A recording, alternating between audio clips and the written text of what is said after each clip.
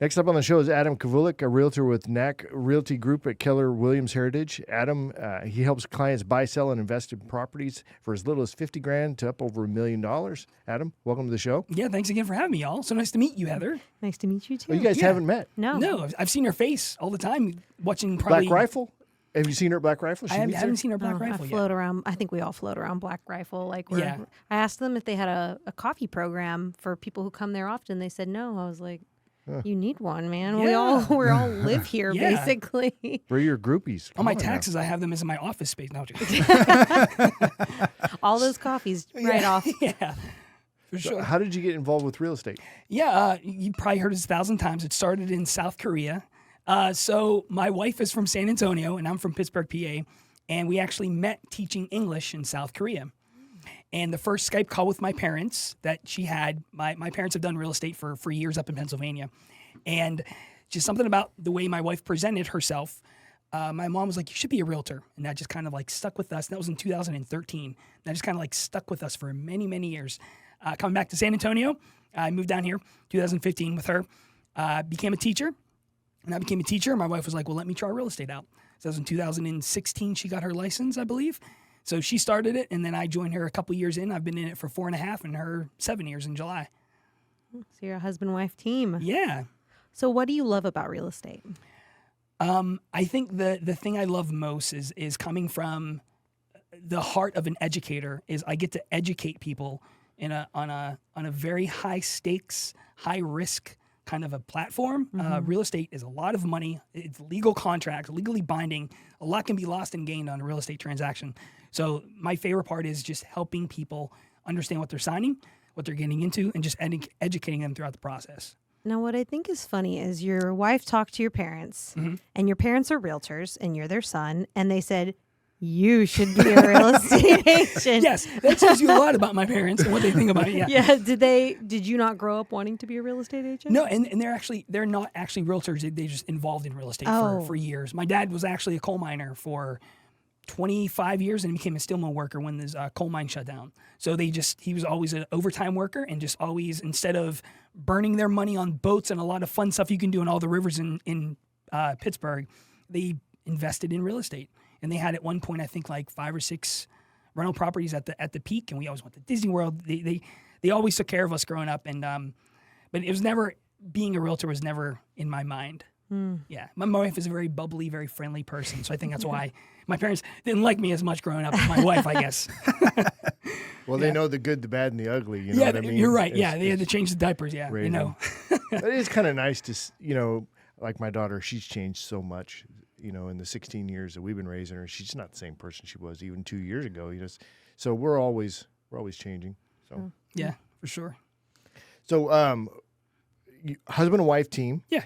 Does that work or no? Yeah, it works really well. It took some bumps in the road to figure out how we each work and what our strengths and weaknesses are.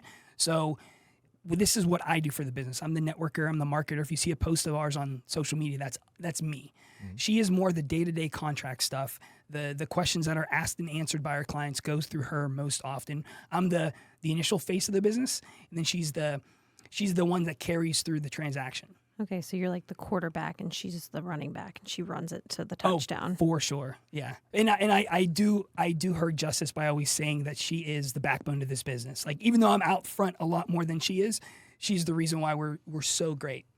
So what's the current state of the real estate market here in the San Antonio area? So it's funny you say that because the peak of the average housing price was in June of last year, and then interest rates spiked and then it fell.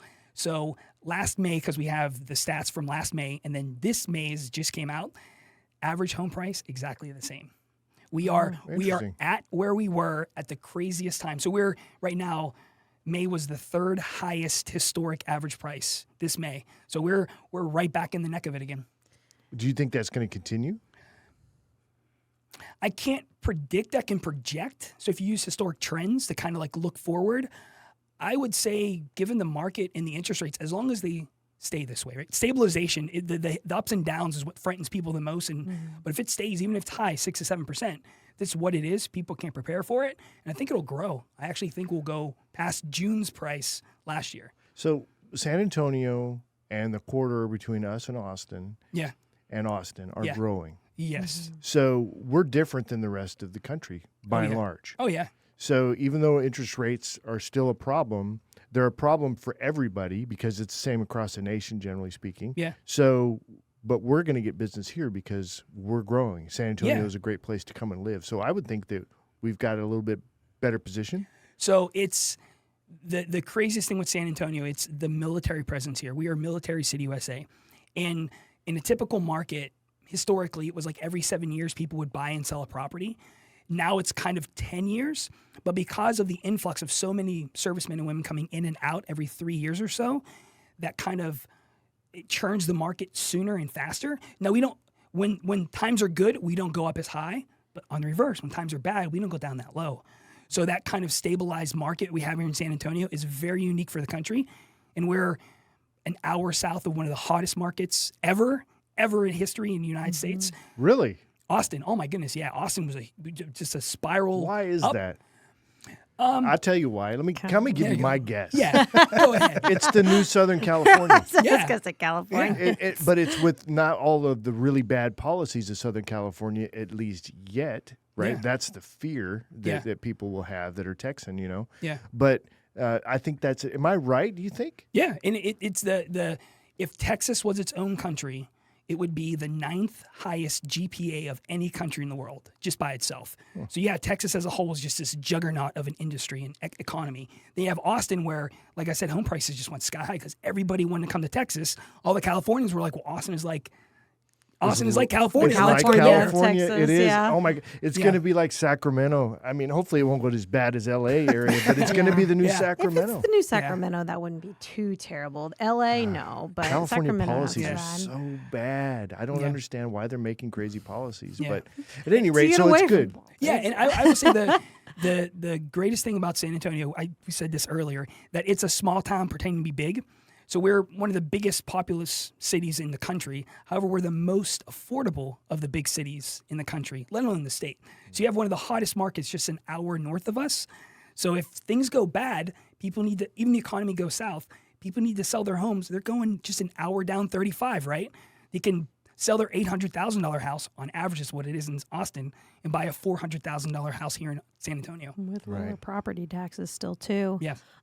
So one of the things with the interest rates spiking, right? Usually we'd see it swing from that crazy seller's market to a crazy buyer's Right, market, right. right? With prices dipping.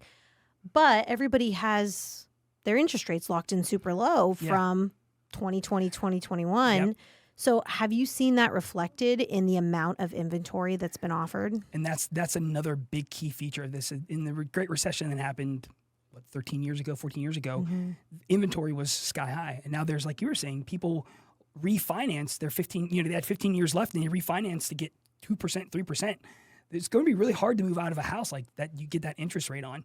And now, especially too, now you're competing with buyers, and the home prices that you would buy if you sold are now sky high. So a lot of people are locked in place. So the inventory is very low right now. When you have real estate investors that are coming in, take advantage of things using things like wraps. Oh, and yeah. things like that. I don't pretend to know this area real Yeah. well. I'm learning it. We're going to have another podcast right after this one. We're talking real estate investing. Okay. So I'm interested in learning and continuing to develop in that area. Yeah. But it's like that's where the creativity is going to come out, and Yeah. the real estate market here in San Yeah. Antonio is going to continue to flourish because I still think we're underpriced Yeah, oh, for sure. for the growth that is happening For all sure. around us. Yeah, it feels high to the San Antonians, and for me being here just for a few years, I can feel that height. However, when you go just zoom out a little bit, you're just like, oh my goodness, it only costs that little Exactly. to buy a house here.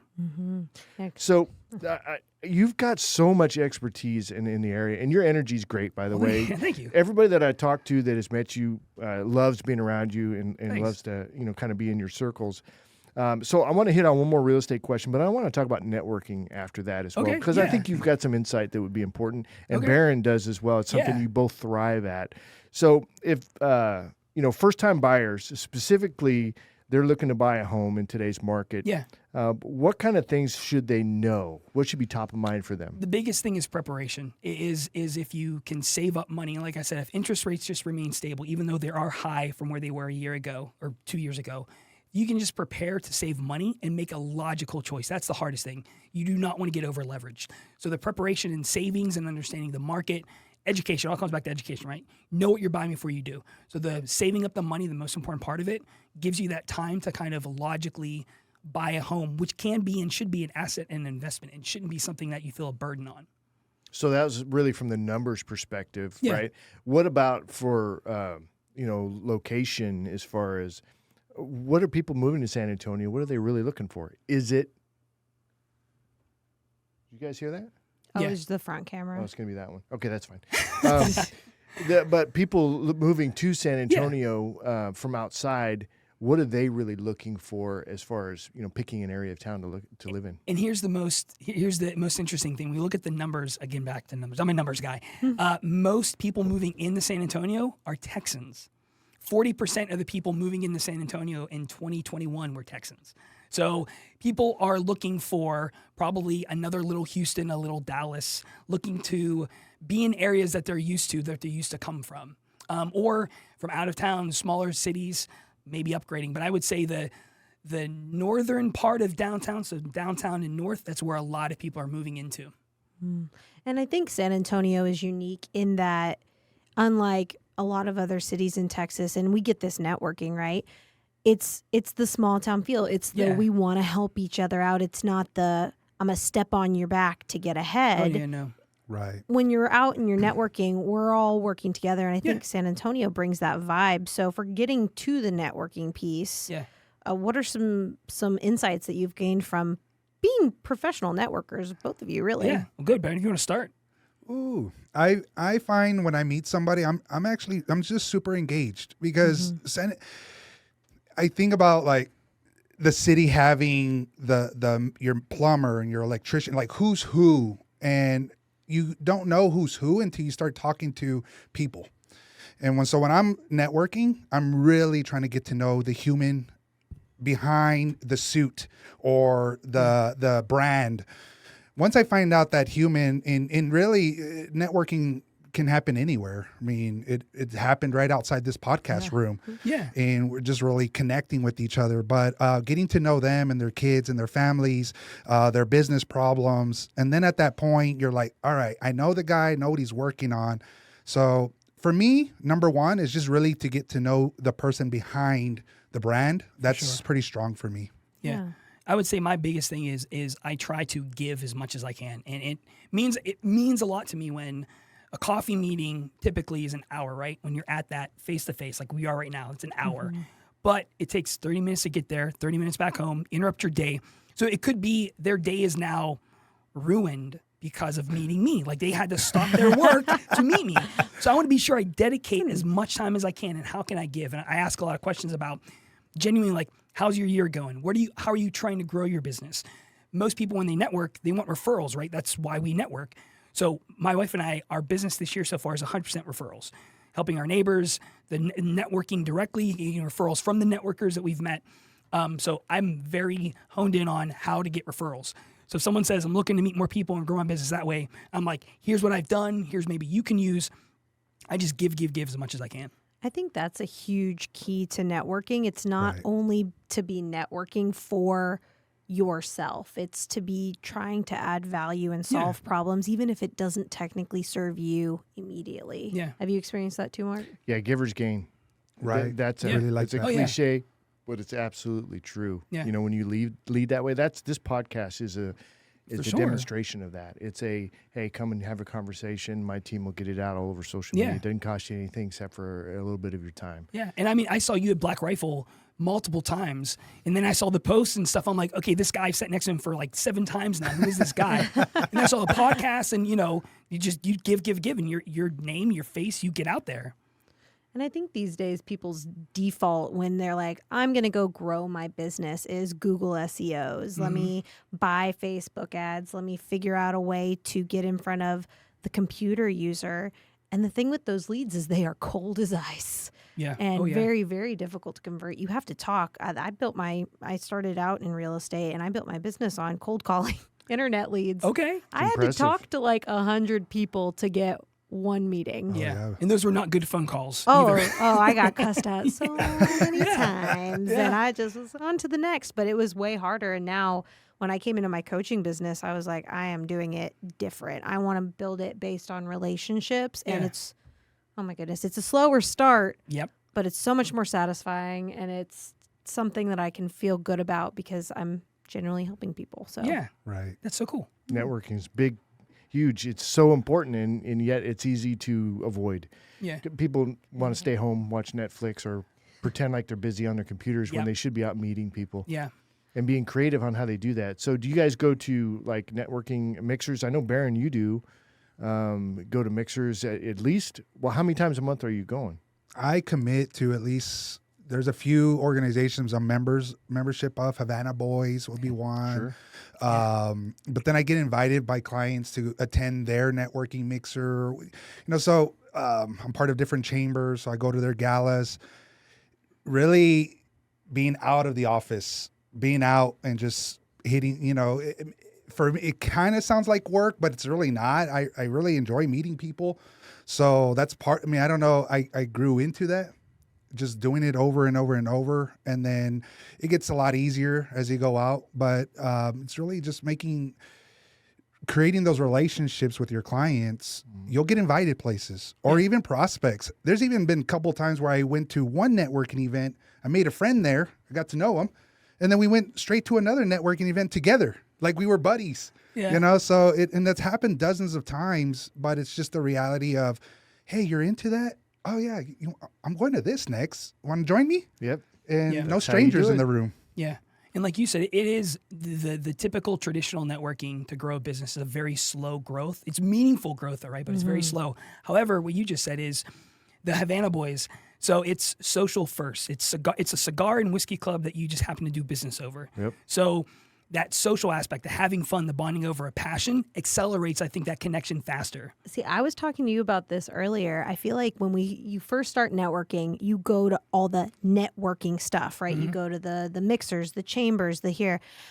But what I've started to see, especially with people that have started networking at the same time as me, is they're seeing a lot more traction in the non-networking clubs, the ones where it's a car club or it's a nonprofit that they got involved in. Yep. And it's because you're bonding over that other thing that Yeah. you've got that deeper connection, and then you get to know them, and then you want to help them more. I've got a friend whose his whole business is just built it out based on his hobby club, because those guys are just 5 steps ahead of him in business, and they're like, let me help you out because I used to be you.